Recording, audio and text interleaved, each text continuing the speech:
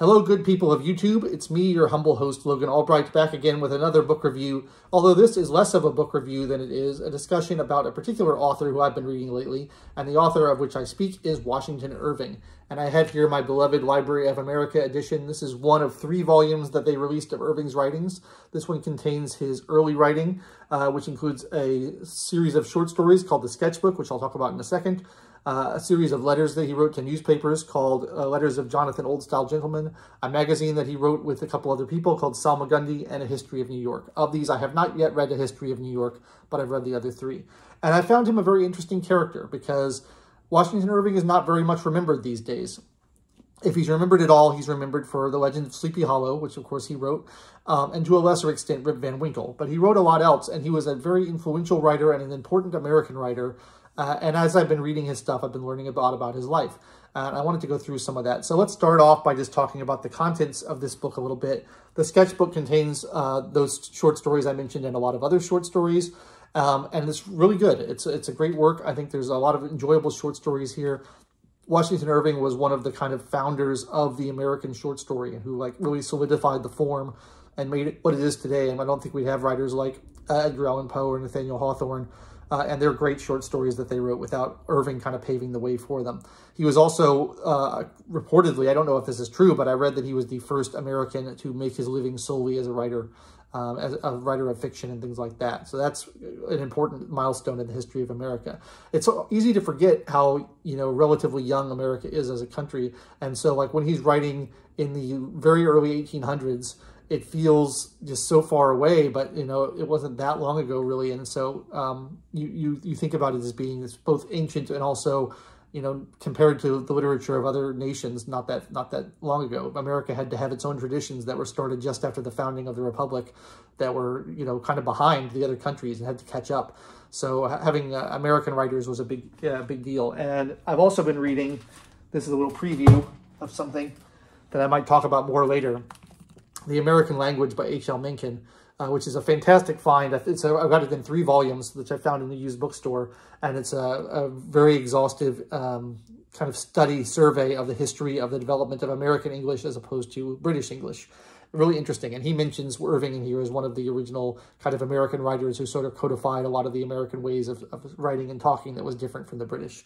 So that's a really interesting read, and I'll probably talk more about that later, but it's great. So Irving's sketchbook is really interesting. The Letters of Jonathan Old-Style Gentleman was the first work that he wrote when he was still a teenager.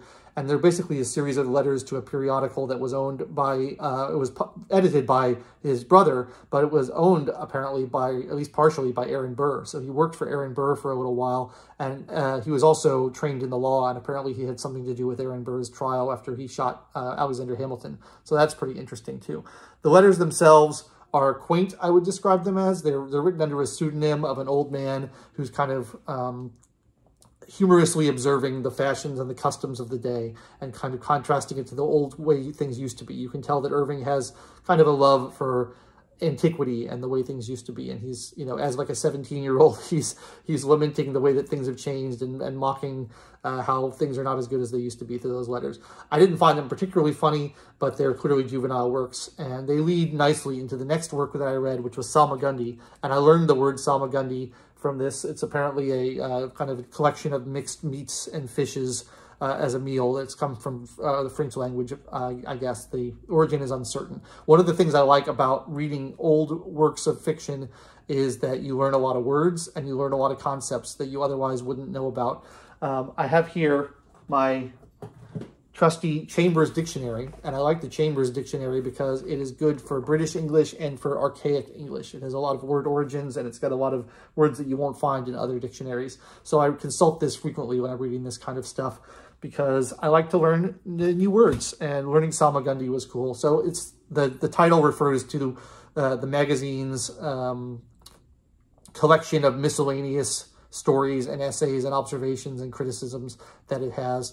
And the magazine was published in 20 issues, and it was written by Irving and Irving's brother and Irving's brother's brother-in-law. So these 3 guys wrote it under a series of pseudonyms, and it's very Dickensian in that it has a lot of ridiculous names that are sort of made up to be humorous and put in as the pseudonyms of the authors of this piece. And they variously critique the theater and music and society and courtship rituals and politics, and they just kind of write these mocking essays. There's a style of humor that I enjoy, but it's hard to describe what it really is. Like, I have a hard time putting it into words, but it's a style of humor which comes from being kind of excessively verbose and excessively formal in the way that the writing is. You can tell that these are young guys who are highly educated and very enthusiastic, and they like to kind of show off their writing skills and their linguistic traits, their linguistic abilities. And so there's a lot of references to Greek and Roman mythology, to the Bible, to Milton, to Shakespeare, all throughout here, and there's a lot of really highfalutin words. Their favorite words to use, which they use over and over again, is whimwhams, which means like fanciful notions or ridiculous ideas. They use whimwhams a lot, and there's a lot of kind of slang of the time which is thrown in there to be ridiculous, and I find that quite funny and quite enjoyable.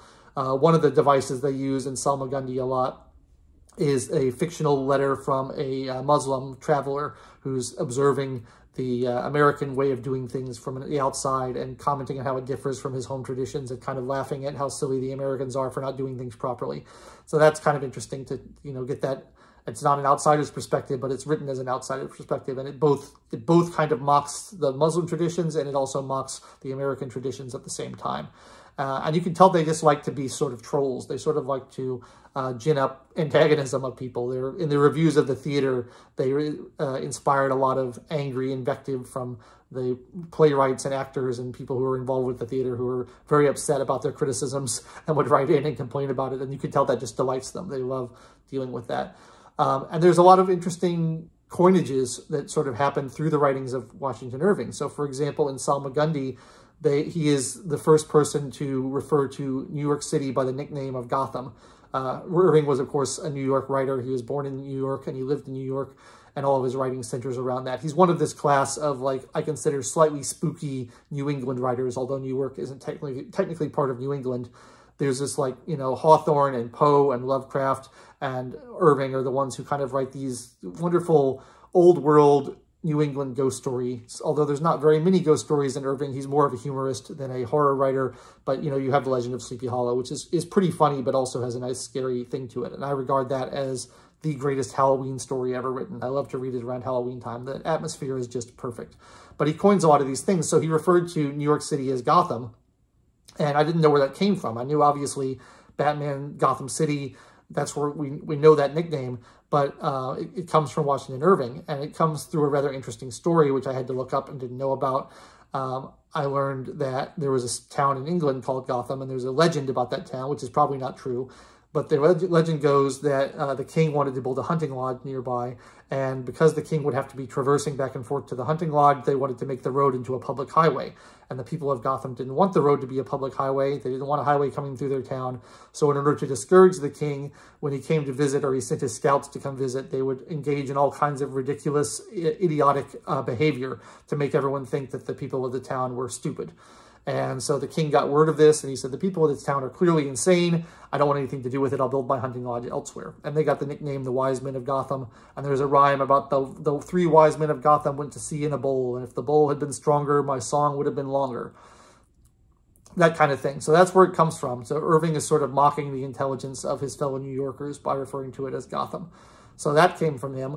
Other things came from him, which I didn't know about. For example, a lot of Christmas traditions. In his sketchbook, he recounts a lot of Christmas traditions that he observed when he was visiting England, and they were kind of old, out-of-fashion traditions at that time, but he brought them back to America, and they became very in fashion. And so America has sort of a more old-worldy English traditional Christmas than a lot of England does, because the traditions were revitalized in the 19th century by Irving.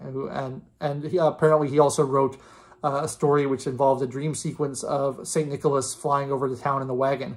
And that's where Santa's sleigh that flies with the reindeer, everything comes from. It's an invention of Washington Irving.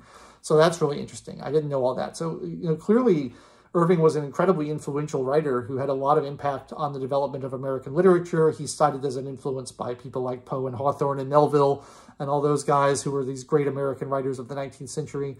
But he was writing earlier than all of them, and most of the stuff I read was written around 1807, 1808, and that's when Thomas Jefferson was president, so they're constantly talking about Thomas Jefferson. It's hard to imagine being alive when Thomas Jefferson was president, but they're making fun of him a lot and mocking him for his, you know, disdain for ceremony and pomp and circumstance, and they keep bringing up the fact that he wore red breeches, which I don't know how they knew, but they seem to find that very funny. So lots of interesting stuff. I like reading this older stuff because you learn a lot. You know, all the references are out of date, and so a lot of them are obsolete, and you don't know what they are. And you know, this book does a reasonably good job of putting in notes in the back that remind you of what some of these references are to, but not everything. And I had to look up a few things. For instance, one of the things I learned, he refers to in one of his stories a turnspit dog. And I was like, I have no idea what a turnspit dog is. Let me look that up. Turns out a turnspit dog is an extinct breed of dog that was bred specifically to run on a wheel, like a hamster wheel, and turn meat over a fire so that it would cook evenly. And this was a common kind of peasant dog that a lot of people had. And then when we didn't need them anymore for technological reasons, they disappeared and went out of fashion, and they're not around anymore. And we actually don't know very much about them because nobody wrote about them because they were not considered important. So we have a very few references to them, but I thought that was really interesting. So one of the benefits of reading this old style of writing is that you learn a lot about history, and it's kind of got me all fired up about American history and wanting to learn more about the founding of the country and the culture at the time, and coupled with the H.L. Mencken history of the American language. I think it's a pretty interesting state of affairs. I also just love words. And if you love words, this is a nice thing to read, this kind of stuff, because it is difficult reading. It is very verbose. It is very complicated, but they use a lot of words that you don't see anymore. They use a lot of archaic and uncommon words. And if you like words, it's a joy. I think people often get hung up on this idea that, you know, the purpose of writing is just to communicate ideas in as economical a way as possible. And that's, you know, one of the purposes of writing, but it's not the only purpose of writing. And you can extract a lot of humor and a lot of joy and a lot of delight from the language itself just by using uncommon, unconventional words in strange ways. And that's what Irving seems to delight in. And I think it's a joy to read, although it does take you a little while to kind of get into that mindset of reading something that's more old and archaic. It's a little, takes a mental leap. If you've been reading more lightweight modern stuff, it's harder to get into that mindset. But I like doing it occasionally, although it is work. And with that in mind, my next couple books I'm going to read for this channel are going to be much more contemporary and much more easy to get through. I have a bunch of fantasy novels I want to read, so I'll be doing those pretty soon. I need a break from all this heavy-duty stuff. But I am really glad that I read Irving, and I'm really glad that I learned more about him. I'm considering getting the other 2 volumes in the Library of America of his other writings. I need to read A History of New York still, which I think will be very interesting. He wrote a lot of histories and a lot of biographies of people. Oh yeah, I was going to mention this, and I almost forgot. I'm glad you reminded me. He wrote a biography of Christopher Columbus. And in that biography, he stated that before Columbus discovered the New World, everybody thought the world was flat, which is not even close to being true. People knew the world was round since the ancient Greeks. They thought that Columbus wouldn't make it to his destination because they thought it was just ocean between him and the other side of the world. They didn't know the American continent lived there, and they thought you'll starve to death before you get there. You're going to run out of water. It's not going to be possible. And so that's why they thought he would fail, not because they thought he would fall off the edge of the world or something. But apparently Irving wrote this, and it became common knowledge within America, and it's taught to American school children even today that people thought the world was flat before Columbus, and it's stupid and it's wrong, and that we have Washington Irving to blame for that myth because he propagated that. So that's pretty interesting. But I really liked it, and I want to read more of him, so I think I'll get the other volumes of Irving at some point when I'm feeling up to it, because I have not, I want to take a break and read something a little bit lighter. But I want to know if you guys have read Irving, what you think of him. If you haven't, I recommend it. If you are someone who likes older style of writing, and if someone who likes history and someone who likes language and words, I think you would profit a lot from reading Irving. So that's what I wanted to talk about today. That's pretty much all I have to say about him. I can't think of anything else that I wanted to do.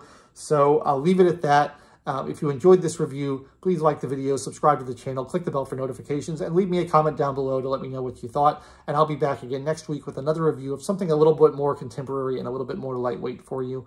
Until next time, I've been your host, Logan Albright, and thanks so much for watching. Take it easy.